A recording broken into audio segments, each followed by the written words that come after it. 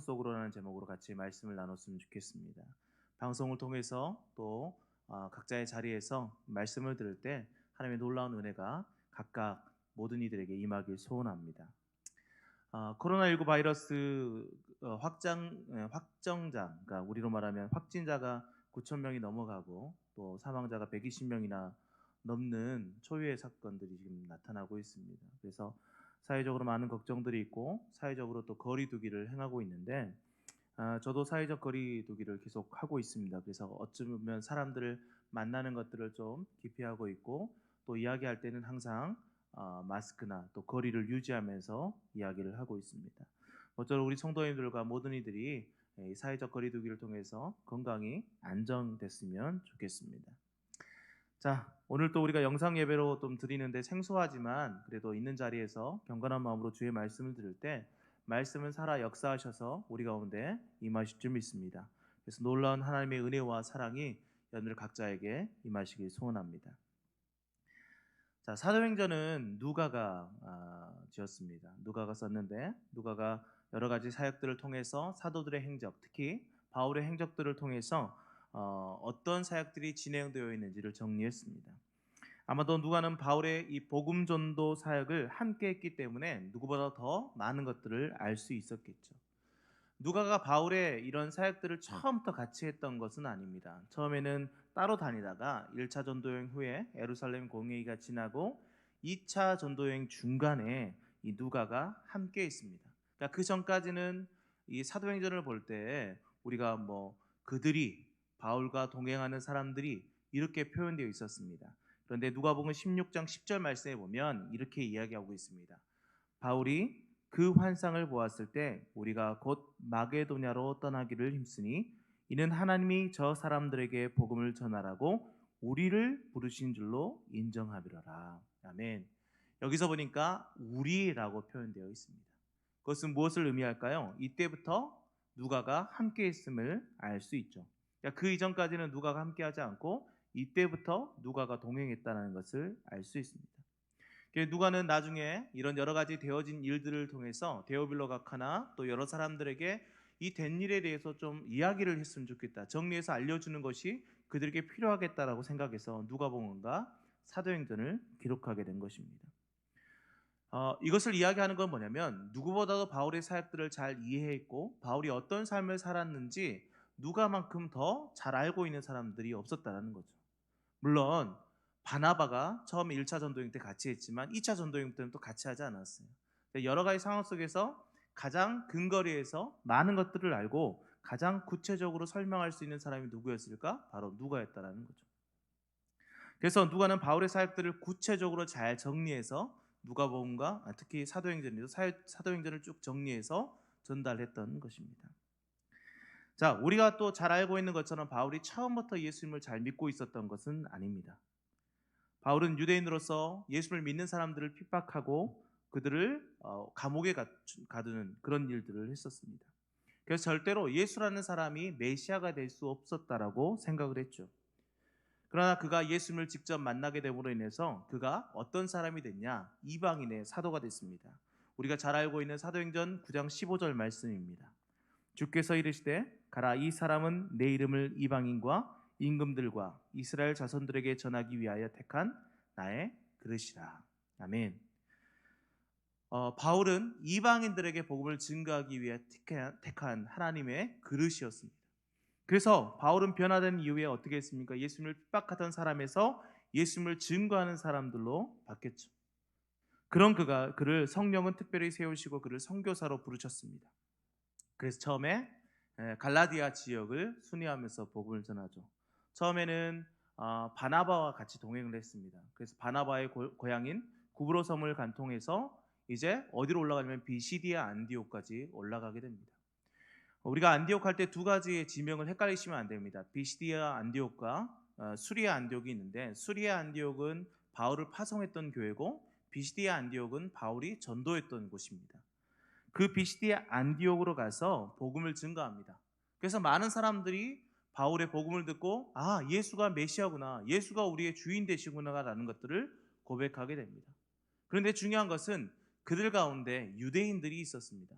그러니까 그 유대인들은 어떤 유대인들이냐면 유대교를 믿어서 유대인들이 아니라 본토 예루살렘에서부터 유대교를 믿고 왔던 이방인 사람들이었죠. 그러니까 지금 이방인이라는 것은 그 땅에서의 이방인을 이야기하는 것입니다. 그래서 예루살렘에서 온 유대인들이 비방을 하는 겁니다. 그래서 사도행전 13장 45절 말씀에 이렇게 이야기하고 있죠. 유대인들이 그 무리를 보고 시기가 가득하여 바울이 말한 것을 반박하고 비방하거늘이라고 얘기하고 있습니다. 자, 여기서 시기라는 단어가 있습니다. 시기라는 것은 어떤 사람이 어떤 사람에게 시기하는 거예요. 저 사람이 나하고 완전히 동떨어진 삶을 살고 있어서 시기합니까? 아니죠. 그때는 부러워하는 거죠. 그러니까 시기라는 단어의 원어들을 쭉 살펴보면 동등된 위치에 있던 사람들, 그래서 그 부류의 사람들, 같은 부류의 사람들에게 느끼는 감정을 시기라고 이야기합니다. 그것은 무엇을 의미합니까? 바울이 복음을 전하는 사람이었다면, 또 성경을 가리키는 사람이었다면, 여기서 시기했던 유대인들도 성경을 가리키던 사람이었음을 우리가 알 수 있습니다. 그래서 바울이 복음을 전했을 때 그곳에 있는 비시디아 안독에 있는 많은 사람들이 모였어요. 어느 정도로 모였냐면 그 성전에 바울의 말씀을 듣기 위해서 가득 넘치게 되었습니다. 그 전까지 이 유대인들, 본토에서 온 유대인들이 복음을 전할 때, 말씀을 전할 때, 그것도 복음이라는 말이 좀 그렇죠. 하나님의 말씀을 전할 때 그들은 꽉꽉 차지 않았을 것 같아요. 그들의 말을 주의 깊게 들었던 사람들도 있었고 그렇지 않은 사람도 있었을 것 같아요. 그런데 바울과 바나바가 갔을 때 그들의 말을 주의 깊게 듣고 많은 사람들이 또 듣고자 했어요. 그래서 그 다음 주에 왔을 때, 일주일 후에 왔을 때 많은 사람들이 더 가득 넘치게 되었죠. 그것을 보면서 유대인들은 시기하게 됩니다. 시기심이 그들 안에 있게 되죠. 그래서 그들을 비판하고 또 많은 사람들을 깨워서 그들을 그곳 가운데서 내쫓습니다. 그래서 이 비시디아 안디옥에 있던 바울과 바나바가 티끌을 떨어버리고 이제 어디로 가냐? 이고니온이라는 곳에 갑니다. 이고니온에 가서 또 복음을 전합니다. 복음을 전하는데 많은 사람들이 그의 말을 듣고 돌아오는 거예요. 너무 놀라운 일들이 있습니다. 그래서 그 가운데 또 유대인들이 시기하게 되죠. 그래서 그 지역에 있는 사람들을 충동해가지고 바울과 바나바를 그곳 가운데서 벗어나게 합니다. 물론 그때도 돌로 쳐 죽이려고 했죠. 그러나 피신하게 되죠. 어디로 갑니까? 루스트라라는 곳에 갑니다. 비시디아 안디옥에서 이고니온으로 가고 이고니온에서 루스트라로 가게 되죠. 루스트라에서는 놀라운 일들을 행합니다. 그러니까 그 사람들을 치료하는 사역들을 해나가게 되죠. 근데 그렇게 하다 보니까 이 바울과 바나바를 사람들이 뭘로 생각하냐? 신으로 생각합니다. 그래서 바울은 그것을 가지고 우리는 너희들과 똑같은 성령을 가진 사람이다. 우리는 신이 아니다. 라고 얘기하고 우리의 주권자 되신 하나님을 그들 가운데 선포하게 됩니다. 그런데 그 가운데서 그것을 다 끝나고 나서 이곳으로 끝나지 않았습니다. 어떻게 됐냐? 비시디아 안디옥과 이고니온에서 온 유대인들이 이 루스트라에 있는 이방인들을 충동하게 됩니다. 너희들이 들은 것은 잘못된 거야. 너희들이 들은 것은 이단의 사상이야 라고 충동합니다. 그래서 바울과 바나바를 어떻게 합니까? 오늘 본문 말씀 14장 19절 말씀에 보니까 이렇게 이야기하고 있습니다. 같이 읽겠습니다. 유대인들이 안디옥과 이고니온에서 와서 무리를 충동하니 그들이 돌로 바울을 쳐서 죽은 줄로 알고 시외로 끌어내치니라. 아멘. 유대인들이 충동을 합니다. 이방인들, 그 가운데 있는 루스트라에 있는 많은 사람들을 충동합니다. 그래서 그들로 하여금 돌을 들어서 바울을 치게 하죠.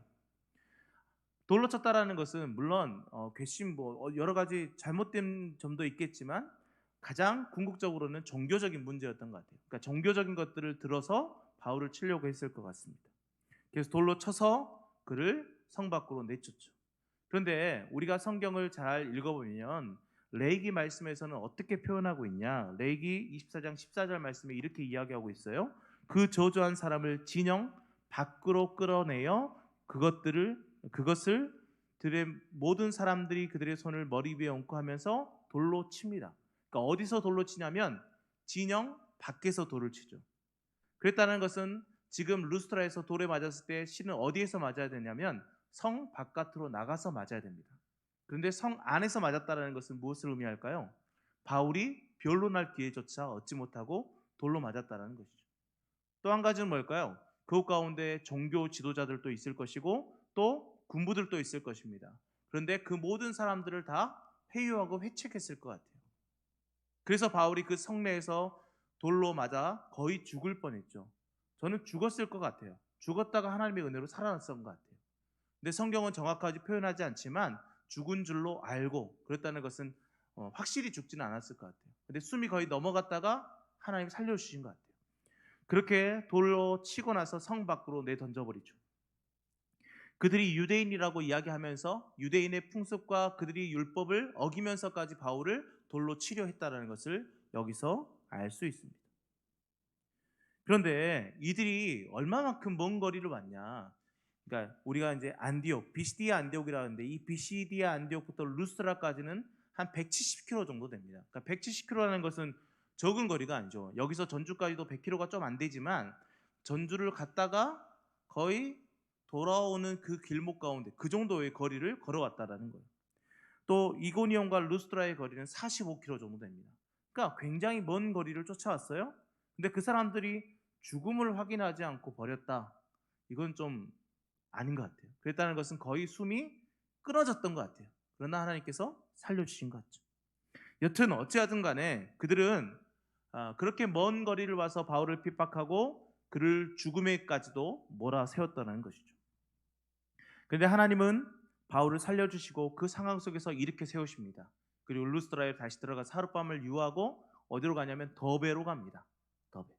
더베에 갔다가 이제 어디로 가는 것이 맞을까? 우리가 지도를 한번 보도록 하겠습니다. 지금 지도에 빨갛게 표시되어 있는 곳에 보면 거기에 안디옥이라는 지역이 있고 그 다음에 이고니온, 루스트라, 더베 이런 지역들이 보일 겁니다.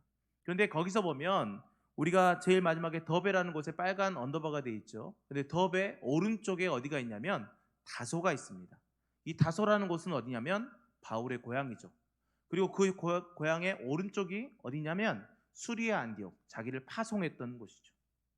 왜 이것을 보여주냐면 만약에 우리가 이 루스트라에서 돌에 맞아서 거의 죽을 뻔했다가 더베로 들어왔다면 어디로 가는 것이 맞을까요? 바로 자기 고향으로 가는 게 맞겠죠. 자기의 고향으로 갔다가 어디로 갑니까? 자기를 파송했던 곳에 가는 것이 맞겠죠. 왜냐하면 몸이 아프니까. 거의 죽었다가 살아났던 사람이 어떻게 그 먼 거리를 다시 걸어가겠습니까? 고향으로 가서 쉬고 또 그것도 안 되면 뭐 자기를 파송했던 교회에 가서 쉬었겠죠. 그런데 바울은 그렇게 하지 않았다라는 거예요. 오늘 본문 21절 말씀을 같이 한번 읽어보겠습니다. 21절 말씀. 복음을 그 성에서 전하여 많은 사람을 제자로 삼고 루스드라와 이고니온과 안디옥으로 돌아가서 더베에서 바울은 어디로 가는 게 맞냐면 자기의 고향 다소로 가는 것이 맞습니다. 몸이 힘들고 불편하고 어려운 가운데 있었죠. 그런데 그는 다시 어디로 갑니까? 자기를 돌로 쳐 거의 죽음에 이르렀던 그 성인 루스드라로 돌아갑니다. 그리고 자기를 죽이려고 왔던 유대인들이 있던 이고니온과 비시디아 안디옥까지 갑니다. 왜 그곳까지 다시 갔을까요? 자기를 죽이려고 했던 곳, 자기를 죽음에 이르게 했던 사람들이 있는 곳까지 왜 바울은 다시 갔을까? 그것에 대해서 22절 말씀은 이렇게 이야기하고 있습니다. 제자들의 마음을 굳게 하여 이 믿음에 머물러 있으라 권하고 또 우리가 하나님의 나라에 들어가려면 많은 환난을 겪어야 할 것이라 하고 라고 되어 있습니다. 그것은 무엇입니까? 그것 가운데 두려움이 있었을 것 같아요. 바울에 대한 소문을 들었겠죠. 우리에게 복음을 전했던 바울이 돌에 맞아가지고 죽었다. 거 봐라. 걔는 이단이었다. 이단이었기 때문에 하나님이 그를 살려주지 않았지 않냐. 이런 소문들이 퍼졌을 수도 있겠죠. 또 여러 가지 환경 가운데 두려움에 사로잡혀 있을 수도 있었습니다. 왜냐하면 예수 그리스도를 믿음으로 구원받은 그 사람들이 그것이 진실한 복음이구나라는 것을 알고 있었지만 바울이 죽었음을 통해서 우리에게도 그런 핍박이 있겠구나라고 하면서 그 신앙을 버리거나 두려워하고 있었던 사람들이 있었을 거라는 거죠. 그래서 바울은 어떻게 합니까? 그곳 가운데 가서 그들의 마음을 굳게 하고 믿음에 머물러 있으라고 권하고 돌아옵니다. 자신을 파송했던 곳 수리아 안디옥으로 또 자기의 고향 다소로 가지 않고 그곳 가운데 어려운 가운데 그 세상 속으로 돌아갔다가 다시 복귀하는 것을 보게 됩니다. 사랑하는 성도 여러분, 어쩌면 지금 우리의 상황이 이런 상황과 비슷하지 않겠습니까? 기독교를 비판하는 사람들이 있습니다. 그리고 정부는 기독교에 대한 강경하게 대처하고 있죠. 물론 그렇게 정부의 대처를 제대로 수용하지 않는 일부 기독교에서 문제가 발생했기 때문에 더 심하게 한 것 같아요. 근데 우리가 생각했을 때 지금의 이 시국과 바울이 지금 루스드라와 이고니온과 비시디아 안디옥의 그 상황과 어찌 보면 같은 맥락이지 않을까 생각해 봅니다. 여러 정부의 정책들과 여러 모습들을 통해서 수많은 사람들로 인해서 수많은 정권들로 인해서 수많은 여러 단체들로 인해서 우겨싸움을 당하고 있는 것이 지금 기독교의 현실이지 않습니까? 그럴 때 우리는 어떻게 해야 될까? 오늘 본문은 그 세상 속으로 다시 들어가길 원하고 있습니다. 그것을 회피해서 다른 곳으로 숨어버리는 것이 아닙니다. 그것을 회피해서 다른 곳으로 돌아가는 것이 아닙니다. 그들을 핍박했고 죽음에 이르게 했던, 바울을 죽음에 이르게까지 할 정도로 핍박을 했던 그곳 가운데 바울이 들어갔던 것처럼 하나님은 오늘 우리에게 세상 가운데로 다시 돌아가라고 말씀하고 있는 것입니다. 예수님은 자기의 권세와 모든 것들을 다 내려놓고 이 땅 위에 성육신하셨습니다. 우리는 예수 그리스도를 닮아가는 사람으로서 세상 가운데 우리를 핍박하고 우리를 어렵게 하고 우리를 힘들게 하는 세상일지라도 그것 가운데로 나아가길 원하시는 것입니다. 그리고 나서 하라는 것이 뭘까요? 바울이 그곳 가운데 가서 자기를 핍박했던 사람들을 잡아갖고 죽였습니까? 자기를 핍박했던 사람들이 누구누구라고 알렸습니까? 또 그 사람들과 정치적으로 또 힘으로 권력으로 그들과 대립했습니까? 아닙니다. 바울이 했던 것은 뭐냐면 그들과 대립했던 것이 아니라 그곳 가운데 신앙을 지켜나갈 수 있는, 그리스도인들이 신앙을 지켜나갈 수 있도록 굳게 설 수 있도록 권면하고 돌아왔다라는 거예요. 그것은 우리에게 무엇을 얘기합니까? 다시 세상 속으로 들어가서 우리를 핍박하는 그 세상 속으로 우리가 들어가서 무엇을 해야 된다는 것입니까? 믿음을 굳게 지켜야 된다는 것이죠. 그 가운데 가서 그 정부를 핍박하고 싸우고 대립하고 이게 아닙니다. 우리에게 진정으로 요구되는 것은 뭐냐면 이런 환경일지라도 믿음을 지켜나가는 것을 하나님은 말씀하고 있는 것입니다. 세상은 우리가 동떨어진 삶을 살기 위해서 존재하는 것이 아닙니다. 세상은 하나님의 선교의 입장에서 우리가 하나님의 그 선교에 참여할 수 있는 장이 열리는 곳입니다. 그래서 세상 가운데 하나님은 우리를 들어가게 하시고 그 세상 가운데서 많은 사람들로 하여금 주님의 길로 돌아오게 하기 위해서 우리를 보내셨습니다. 그러면 세상 가운데서 그러면 지금 나가서 사람들을 만나서 전도하라는 것입니까? 물론 그것도 있겠죠. 하지만 가장 중요한 것은 지금 있는 상황 속에서 그리스도인다운 삶들을 살아가는 것입니다. 정부와 대립해서 싸우라는 소리가 아닙니다. 세상 가운데서 믿음 있는 자로서 사람들에게 칭송을 받는 그런 삶들을 살아가야 됩니다. 초대교회 사람들이 그들이 믿음을 지키고 그들이 한 목소리로 찬양하고 그들이 한 마음을 품었을 때 세상 많은 사람들은 그들을 칭송했습니다. 우리가 그런 교회가 되어야 되지 않겠습니까? 우리가 세상 가운데로 들어가서 그 가운데 믿음의 생활들을 잘 지켜나간다면 세상은 우리를 욕하는 것이 아니라 기독교, 그리스도를 믿는 저 사람들이 진짜 하나님을 믿는 정말 진짜 신을 섬기는 사람이구나라고 세상 사람들이 칭송할 것입니다. 사랑하는 성도 여러분, 세상은 우리가 정복해야 될 곳도 아니고 세상은 우리가 다투어야 될 곳도 아니고 세상은 하나님의 선교를 위해서 우리가 나아가야 될 곳입니다. 그래서 그 가운데서 믿음을 잘 지켜 행한다면 하나님은 그 모습을 통해서 많은 사람들이 주께로 돌아오도록 허락하실 것입니다. 모쪼록 이 어려운 상황 가운데서도 세상 가운데 대적이 아니라 세상 가운데로 발걸음을 옮겨가면서 그 많은 사람들 앞에서 믿음을 지켜나가는 우리 성도님이 되기를 예수님의 이름으로 축원드립니다. 아멘. 기도하겠습니다. 하나님 감사합니다. 우리의 모든 상황 속에서 우리는 주를 찬양할 것입니다. 우리는 모든 상황 속에서 우리의 마음을 굳게 할 것입니다. 늘 우리를 지켜주시고 세상과 등지는 삶이 아니라 세상 가운데로 우리를 핍박하고 우리를 힘들게 하는 세상일지라도 그 세상 가운데로 들어가서 우리가 해야 되는 것은 믿음을 지켜나가는 것입니다. 온전히 그 믿음을 지켜나갈 수 있도록 하나님 우리를 인도하시고 능력의 팔로 권능의 팔로 우리를 늘 안아 주시옵소서. 모든 걸 믿사오며 예수님의 이름으로 기도하였습니다. 아멘. 우리